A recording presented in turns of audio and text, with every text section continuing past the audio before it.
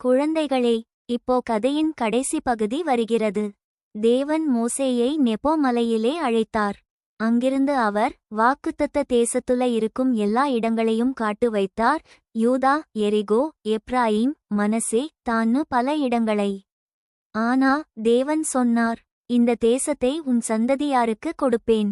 நீ இதை உன் கண்களால் பார்ப்பாய், ஆனா உள்ளே போகமாட்டாய். அதுக்கு பிறகு கர்த்தரின் சித்தப்படி மோசே அங்கேயே இறந்தார். மக்கள் துக்கம். இஸ்ரவேல் மக்கள் 30 நாள் மோசேயுக்காக அழுதார்கள். அவர் பெரிய தலைவர், தேவனோட நண்பர், முகம் பேசினவர். உபா 34 முதல் 10. புதிய தலைவர் யோசுவா.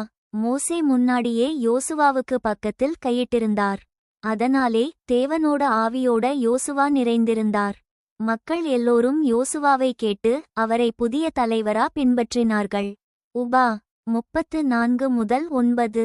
குழந்தைகளுக்கான பாடம். தேவன் தன் ஊழியக்காரர்களை பயன்படுத்துவார், ஆனா ஒரே ஒருவரோட மேல மட்டும் எல்லாம் நிக்காது. புதிய தலைவர்களையும் தேவன் எழுப்புவார். மோசே பெரிய மனிதர், ஆனா அவர் கூட தேவனோட சித்தத்துக்குள்ளே நடந்தார். நாமும் எப்போதும் தேவனோட திட்டத்துக்குள்ளே நடந்தா தேவன் நம்மை பயன்படுத்துவார்.